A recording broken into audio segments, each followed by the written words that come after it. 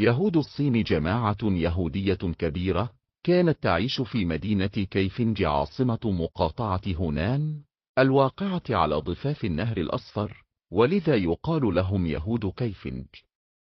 ويبدو أن تاريخهم يعود إلى القرنين التاسع والعاشر، حينما هاجرت مجموعة من يهود إيران إلى الصين.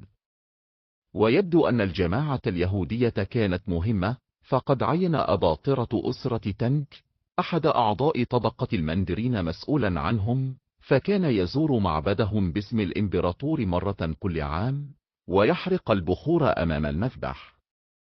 وكان المهاجرون اليهود في بداية الأمر يتحدثون الفارسية، وكانوا متخصصين في المنسوجات القطنية وصباغتها وطباعة الألوان عليها. وكان سكان الصين يتزايدون في تلك المرحلة، الأمر الذي أدى إلى نقص حاد في المنسوجات الحريرية، ونشوء حاجة إلى المنسوجات القطنية، وهو ما قد يفسر استقرار اليهود في الصين في ذلك الوقت. ومن الناحية الاجتماعية والطبقية، كان اليهود ينتمون إلى طبقة التجار والصناع، التي تقع بين الفلاحين من جهة، وطبقة الموظفين العلماء من جهة أخرى. ومن ثم كان طموحها الاجتماعي، مثلها مثل الطبقات التي تقع في الوسط، هو الاتصال بالطبقة العليا والابتعاد عن طبقة الفلاحين. وقد تأسس أول معبد يهودي في عام 1163، حيث كان يسمى معبد الطهر والحقيقة، وهو اسم ذو نكهة كونفوشيوسية. وكان يترأس الجماعة الحاخامية الوجهاء الذين كانوا يحتفظون بكتب اليهود المقدسة المكتوبة بالعبرية، ويقرؤون أسفار موسى الخمسة. وقد اندمج يهود كيفنج بالتدريج، وتزاوجوا مع الصينيين خصوصا المسلمين. وفي مرحلة من المراحل، كان اليهود يصنفون بوصفهم مسلمين، حتى اختفى أثرهم تقريبا. ويفسر اندماجهم ثم انصهارهم في نهاية الأمر على أساس انعزالهم عن يهود العالم وعدم وصول مهاجرين يهود إليهم، وكذلك على أساس الزواج المختلط، وعدم وجود معاداة لليهود في هذا المجتمع. ولكن هذه الأسباب الجاهزة لا يمكنها أن تفسر الظاهرة، إذ إن السؤال يظل يطرح نفسه: لماذا تزايد الزواج المختلط بين اليهود؟ فهناك مجتمعات لا يوجد فيها عداء لليهود، ومع ذلك لم ينصهر اليهود فيها. ولتفسير هذه الظاهرة، لا بد أن نعود إلى حركية المجتمع الصيني. فمن المعروف أن الكونفوشيوسية، وهي العقيدة الرسمية لدولة الصين قبل الثورة، كانت لا تعارض التعددية الدينية، ما دامت هذه التعددية لا تهدد النظام السياسي. فكان المطلوب من أعضاء أي جماعة دينية أن تعترف بعبادة الأسلاف والمكانة الدينية للإمبراطور. كما لم تكن توجد أفكار دينية أو قومية تؤدي إلى عزل الأقليات الدينية، ذلك أن مفهوم الأمة لم يكن مفهوما أساسيا في الصين. فالإمبراطورية هي العالم، وهي تتكون من دوائر متداخلة، وتزداد درجة الهمجية فيها كلما ابتعدنا عن المركز الصيني.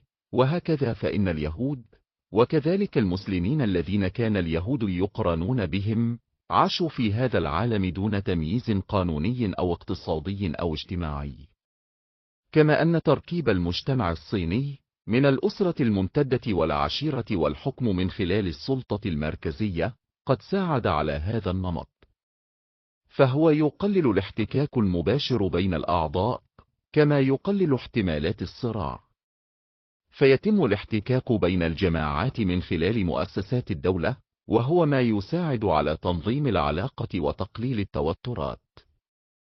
وقد أدى كل هذا إلى اندماج اليهود تدريجيا، واقتباسهم كثيرا من عناصر العبادة الكونفوشيوسية التي تشكل أساس التعامل بين الجماعات. وبدأ أعضاء الجماعة اليهودية يتبنون كثيرا من الطقوس البوذية والطاوية مع الطقوس اليهودية جنبا إلى جنب. والواقع أن قبول عناصر غير يهودية في اليهودية أمر ليس بجديد على اليهودية، بسبب تركيبها الجيولوجي، كما أنه جزء من التقاليد الصينية الدينية التي لا تمانع في استيراد عناصر من الديانات الأخرى. وكان من الممكن أن يظل الاندماج على هذا المستوى، ولا ينصهر اليهود تماما، لو أن الجماعة اليهودية ظلت تتعامل مع الجماعات الأخرى من خلال مؤسسات الدولة.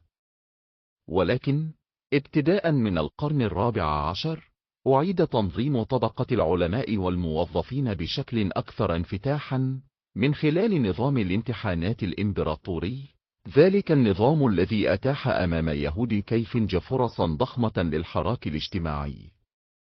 فدخلت عناصر من قياداتهم الامتحانات ونجحت فيها، وانضمت إلى البيروقراطية الحاكمة. وقد كان الانخراط في هذه الوظائف يعد في نظر المجتمع الصيني أكثر أهمية وقيمة من الأعمال التجارية، كما كان يعني نقلة طبقية كبيرة وإعفاء من الصخرة الجسدية. فالعمل كموظف بالحكومة كان يمنح الإنسان في الصين السلطة والمكانة والثروة. لكن هذا النجاح أفقد أعضاء الجماعة اليهودية البعد اليهودي في هويتهم الصينية اليهودية، إذ إن العمل في مثل هذه الوظائف كان يتطلب دراسة الكلاسيكيات الصينية والتفقه فيها، واستيعاب القيم الكونفوشيوسية واستبطانها تماما.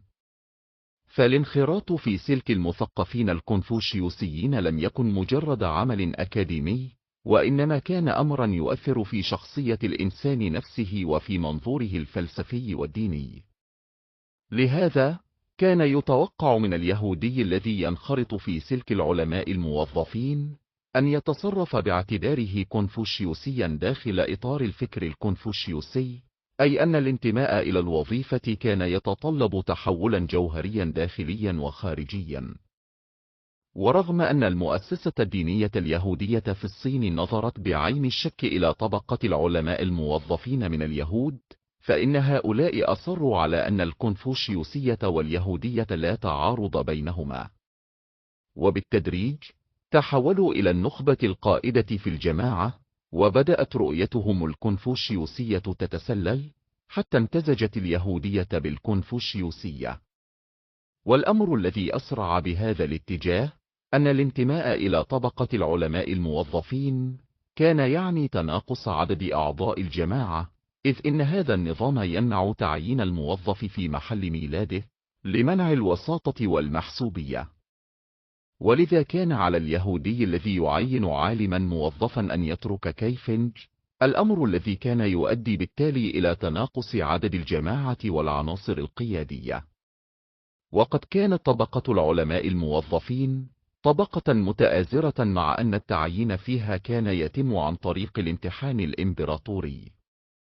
ولذلك كان على اليهودي الذي ينضم إليها أن يصبح واعيا بمكانته الاجتماعية وبوضعه الطبقي وبانتمائه إلى الطبقة الجديدة، وهو ما جعل الزواج المختلط من داخل الطبقة مسألة حتمية، خصوصا وأن العلماء الموظفين كانوا يعيشون بعيدا عن أسرهم وعشائرهم.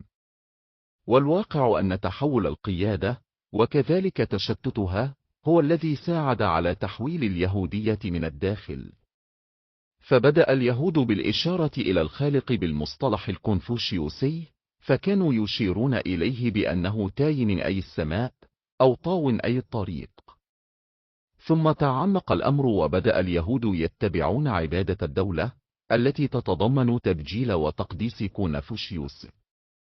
وتأثر اليهود كذلك بأهم مظاهر العبادة الكونفوشيوسية، وهي عبادة الأسلاف. ومن ثم نشأت إلى جوار المعبد اليهودي صالات الأسلاف التي كانت تضم الآباء العبرانيين وأولاد يعقوب الاثني عشر، وموسى وهارون ويوشع وعزرا وآخرين من مشاهير اليهود. وتبنى اليهود كذلك طقوسا كونفوشيوسية للاحتفال ببلوغ سن التكليف الشرعي والزواج والموت والدفن، كما أنهم حاولوا أن يجدوا أساسا لأعيادهم وشعائرهم الدينية في الكلاسيكيات الكونفوشيوسية لا في الكتاب المقدس. وراح اليهود ينصرفون عن كثير من أهم شعائرهم التي كانت تحفظ لهم عزلتهم وهويتهم، مثل أكل لحم الخنزير الذي كان يمتنعون عن أكله في الأعياد. كما أن اليهود لم يترجموا قط كتبهم المقدسة من العبرية إلى الصينية، ولهذا كان كيان الجماعة مهددا دائما بالاختفاء في حالة نسيان القيادة للعبرية، ويبدو أن هذا هو ما حدث بالفعل عام 1723، إذ إن العبرية كانت قد نسيت في ذلك التاريخ. لكل هذا تقوضت هوية الجماعة اليهودية من الداخل تماما. وحينما مات آخر حاخام في القرن 19 انتهى ما تبقى من اليهودية، بحيث أصبح أعضاء الجماعة مع ستينيات القرن الماضي صينيين في ملامحهم وردائهم وعاداتهم ودينهم. وفي عام 1900 قامت مجموعة من اليهود الإنجليز في شنغهاي بتأسيس جماعة إنقاذ يهود الصين التي حاولت إحياء اليهودية في كيف دون جدوى، حيث كانوا قد اندمجوا تماما، وكان كل ما يعرفونه عن اليهودية هو أنهم يهود.